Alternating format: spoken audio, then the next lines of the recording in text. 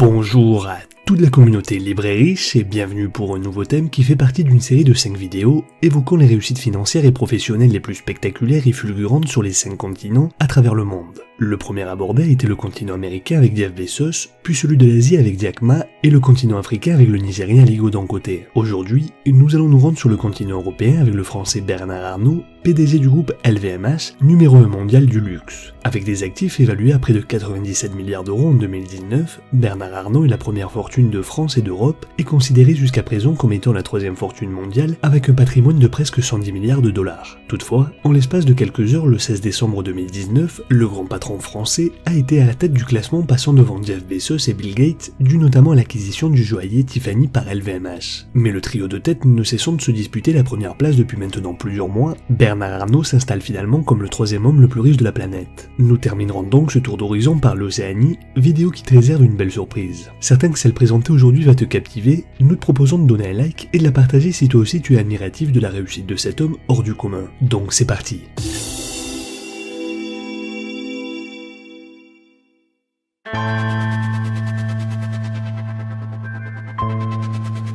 Bernard Arnault, les portes d'un cercle ultra fermé viennent de s'ouvrir, celui des hommes qui valent plus de 100 milliards de dollars. Jamais un Français n'avait atteint une telle fortune. En 1987, Bernard Arnault réunissait les deux groupes de luxe Louis Vuitton et Moet Hennessy pour former LVMH. Depuis, ce leader mondial du luxe a ajouté dans son escarcelle des dizaines de marques de prestige telles que Dior, Céline, Berluti, Guerlain, Givenchy, Bulgari, Kenzo et j'en passe. Elles font donc de lui le numéro 1 dans ce domaine. En 2019, le maroquinier Louis Vuitton reste devant Chanel et Hermès au classement 2020 des marques françaises les plus puissantes et une des marques les plus puissantes du monde. Le groupe LVMH a réalisé en 2019 un chiffre d'affaires de presque 54 milliards d'euros, soit une progression de 15% de sa valeur de marque par rapport à l'année précédente en tenant compte de l'évolution des taux de change. LVMH, c'est le groupe aux chiffres fous, plus de 70 marques vendues dans le monde entier, 150 000 employés dans le monde et plus de 208 milliards d'euros de valeur boursière, faisant d'elle la plus grosse entreprise du CAC 40. Bernard Arnault, PDG et fondateur d'un empire du luxe qu'il a bâti à partir de presque rien. Mais alors, quels sont ses secrets de réussite? Voici ses 10 astuces.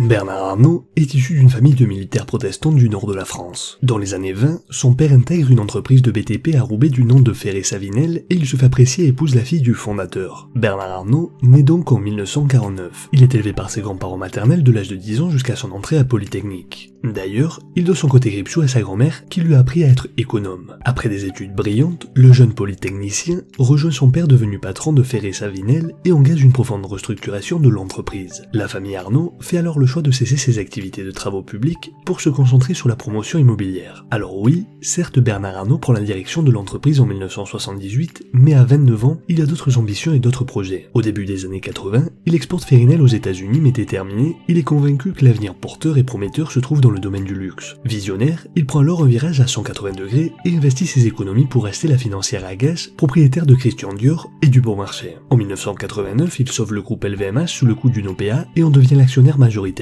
Il se diversifie également dans la presse en rachetant le quotidien économique La Tribune, qu'il cédera 15 ans plus tard pour s'offrir Les Échos et Le Parisien. Au début des années 2000, il tente d'investir dans le numérique avant de se retirer lors de l'éclatement de la bulle Internet. Depuis, Bernard Arnault est entré au capital de Carrefour et a tenté de racheter Hermès dont il conserve au moins de 2%. Prochaine étape pour le groupe, la réouverture en 2020 de la Samaritaine, un grand magasin installé à l'orée du Pont-Neuf à Paris, somptueusement rénové avec un hôtel de luxe. Grâce à son empire du luxe, Bernard Arnault est devenu en 2019 le premier français entré dans le top 3 des plus grosses fortunes mondiales, raflant la première place à Jeff Bezos et Bill Gates l'espace de quelques heures. En 1984, il acquiert un groupe textile vieillissant dans lequel il a des pépites, Le Bon Marché et Dior. Mais alors, qu'est-ce qui explique un tel succès 30 ans plus tard? D'abord, son intuition géniale l'a décidé à investir dans la qualité et dans l'image. La marque, pour vendre avec des marges insolentes. Ses motivations étaient de toujours miser sur la qualité et de croire en ses rêves. Bernard Arnault aime dire « J'essaye toujours de me projeter 10 ans en avant ». Un art dans l'exécution, un souci obsessionnel du détail, opportuniste, clairvoyant et perspicace. Il sera ensuite servi par l'extraordinaire progression du niveau de vie dans les pays émergents et l'apparition des nouveaux riches japonais d'abord, puis chinois, russes et sud-américains qui se précipitent sur ses produits. La carte des magasins Vuitton sur la planète est un très bon indicateur de développement économique. LVMH, c'est une France à mi-chemin entre l'industrie et la l'artisanat qui surfe sur la mondialisation naissante de la fin du XXe siècle et qui se déploie grâce à l'extraordinaire progression de l'économie de marché sur la planète. Bernard Arnault a su miser juste, notamment sur Vuitton et un bon nombre de marques de champagne, de bijoux, de montres et de vêtements. Visionnaire signifie pour Bernard Arnault savoir diversifier intelligemment les produits afin de toucher le plus de clients possible en se concentrant toujours dans le domaine du luxe. C'est un rituel. Chaque samedi, le patron de LVMH visite ses magasins parisiens accompagné d'un de ses enfants. De son regard bleu acier, le milliardaire scrute tout. Le tuyau qui dépasse, la poignée sale, la vitrine mal agencée. Après quoi les cadres peuvent redouter le retour du bâton le lundi. Le boss les alerte d'une formule tranchante adressée par sa secrétaire par email. Il est intransigeant et ne laisse rien passer. Le conseil ici est de soigner au mieux son image afin d'être irréprochable. Être rigoureux pour toujours rester le numéro 1 dans son domaine, le luxe quant à lui ne supporte et tolère aucune faute de goût. Bernard Arnault est un homme extrêmement secret, timide et introverti. Ses communicants de l'agence DGM passent leur temps à refuser des interviews. Il ne se livre pas et garde toujours ses distances. Bernard Arnault est toujours sobre dans ses apparitions, presque minimaliste. Mais son regard au laser marque durablement ceux qui réussissent à l'approcher. En effet, cultiver la discrétion a des avantages, dont notamment de garder une part de mystère et de ne pas dévoiler son plan d'attaque, savoir écouter avant de parler, c'est donc la sagesse d'être une pensée avant d'être une affirmation. La sagesse d'être avant de paraître. Être discret, c'est aussi avoir l'humilité de ne pas se penser supérieur aux autres. L'exigence qu'il a toujours eue pour lui, il applique également aux autres. Très rares sont ceux qui ont été félicités par le patron, et beaucoup d'ailleurs le nomment bas, mais attention à ne pas y voir une quelconque familiarité ou la naissance d'un surnom, c'est plutôt un nom de code. C'est ainsi que le patron garde ses secrets. Toutefois, derrière la façade discrète se cache un redoutable prédateur des affaires. Bernard Arnault naît au début des années 1980 qu'un jeune promoteur immobilier ambitieux. Le groupe Ferinel, issu de l'entreprise des travaux publics de son père, construit des maisons de vacances bon marché. C'est en 1984 que survient le coup de chance ou de génie. Le gouvernement socialiste de Laurent Fabius lui cède l'entreprise textile Boussac pour 1 franc français symbolique. Il s'est engagé à relancer Boussac, puis l'a démantelé. Du groupe en perdition, Bernard Arnault n'en garde que le joyau, la maison Dior et le magasin Le Bon Marché. Il a compris très vite qu'il pourrait bâtir un empire cohérent dans le domaine du luxe, mais il ne l'a dit à personne pour ne pas donner des idées. C'est un stratège hors norme qui possède un flair extraordinaire et est doté d'une grande sensibilité. D'ailleurs, il est un pianiste émérite grâce à sa mère qui l'a initié très tôt. Il sait déceler les talents comme John Galliano, mais la notoriété ne l'intéresse pas. Il veut laisser un empire, il a le goût du secret et de la distance. D'ailleurs, Bernard Arnault, homme plein de bon sens, prétend que la taille n'est pas un objectif, c'est une conséquence du succès. Son hobby après le boulot, investir. Gérer un groupe de 16,4 milliards d'euros de chiffre d'affaires ne suffit pas à occuper l'insatiable businessman qui consacre 20% de son temps à investir dans d'autres activités via sa holding personnelle, Groupe Arnault. Sans exclusivité aucune, immobilier, fonds spéculatifs, sociétés cotées ou pas, grande distribution, etc. Il peut tout aussi bien s'intéresser à une affaire de câble en Ukraine qu'à la promotion immobilière à Macao, affirme un collaborateur. Bernard Arnault nous donne 5 conseils supplémentaires à retenir pour réussir dans le monde des affaires. Il faut savoir travailler dur et se donner à fond dans ce que l'on entreprend. Mener toujours à bien les tâches commencées, ne jamais se reposer sur ses lauriers et penser toujours à l'étape suivante, être méthodique et organisé, et enfin, assumer la responsabilité de ses actions et de ses actes auprès de ses employés, d'où l'importance de montrer l'exemple. Bernard Arnault place la famille à l'honneur. Il a 5 enfants dont 3 travaillent déjà dans l'entreprise et répète qu'elle est un groupe familial.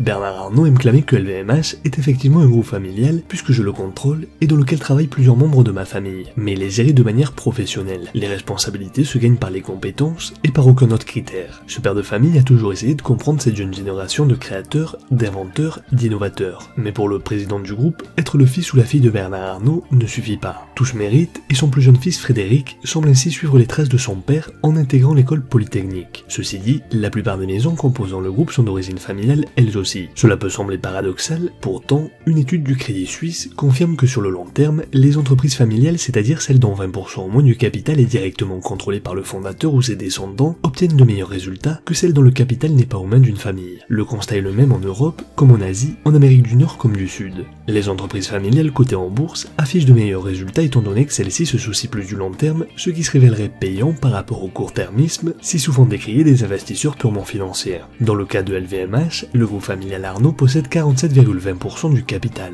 Dans sa marche vers le gigantisme, Bernard Arnault a bénéficié du soutien de la banque Lazare. Les financiers avaient repéré chez lui des qualités prometteuses comme la concentration sur l'objectif et la capacité à mettre ses collaborateurs sous pression pour en extraire le maximum. Il possède une science innée des acquisitions, souvent à la barbe de ses rivaux, et un art du montage qui lui permet de tenir son groupe à travers d'une pyramide de holding. Montaigne Finance contrôle la financière Agache, qui contrôle Christian Dior, qui possède la financière Jean Goujon, lui octroyant le contrôle d'un peu plus de 47% de LVMH. De plus, LVMH dégage un résultat chiffre net de plus de 10 milliards d'euros par an, ce qui lui donne une force de frappe considérable. De plus, Bernard Arnault investit dans des sociétés cotées ou pas, et pas forcément liées au luxe. Il serait toujours présent dans les nouvelles technologies, malgré l'échec d'Europa Web, l'éphémère ensemble de sociétés internet qui lui avait coûté près de 500 millions d'euros à la fin des années 90. C'est donc là l'importance de savoir apprendre de ses erreurs, continuer à avancer, investir, innover et entreprendre. Lâcher ne fait pas partie de son vocabulaire, se relâcher encore moins. Comme son modèle Bill Gates, il n'est pas prêt de laisser les commandes de son groupe pour entamer une autre vie. L'homme le plus riche de France n'y songe même pas. Bernard Arnault est convaincu que dans les métiers du groupe, la création, l'innovation et l'audace sont à la base de nos succès. La haute couture, l'horlogerie, la joaillerie, le travail du cuir, les parfums trouvent leur source et leur magie dans la création et l'innovation. Dans le même temps,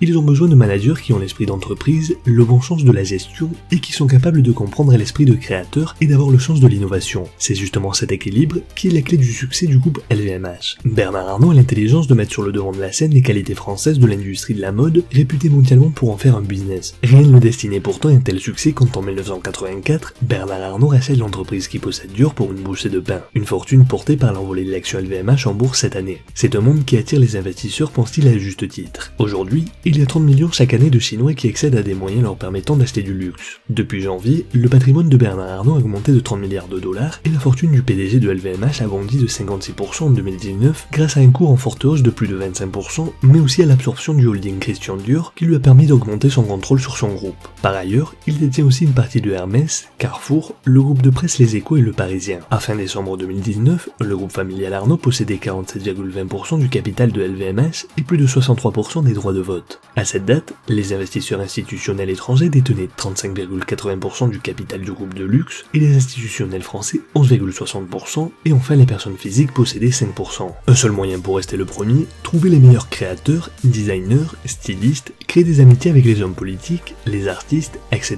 Proche de l'ancien président Nicolas Sarkozy, Bernard Arnault a connu le maire de Neuilly-sur-Seine dans les années 90 et il a été avec Martin Bouygues, un témoin de son mariage avec Cécilia Sarkozy. Il serait quelques années plus tard, en 2007, invité à fêter la victoire des présidentielles au Fouquet, mais toujours discret et sans réel attrait pour les modalités, Bernard Arnault dit préférer la compagnie des artistes et des créateurs. Depuis son arrivée à la tête du groupe, il a rencontré un très grand nombre de designers et de stylistes et il s'est rapproché de Marc Jacobs, Kenzo ou encore Nicolas Ghesquière. Mais le patron de LVMH s'intéresse aussi à d'autres milieux comme les médias, la presse écrite et les nouvelles technologies. C'est d'ailleurs sa vraie passion pour les arts qui va guider la stratégie du groupe et c'est ainsi qu'est née la fondation Louis Vuitton, inaugurée en octobre 2014, qui a pour but de soutenir les artistes contemporains et la nouvelle génération. Donc pour récapituler, Bernard Arnault est un homme qui s'est fait tout seul et qui a une détermination sans faille. Il est également un visionnaire et il est omnipotent. De plus, il sait garder discrétion et exigence. Il est également affairiste hors pair et grand stratège. De plus, il place la famille à l'honneur. Il a une soif de pouvoir et est un entrepreneur créatif et innovateur.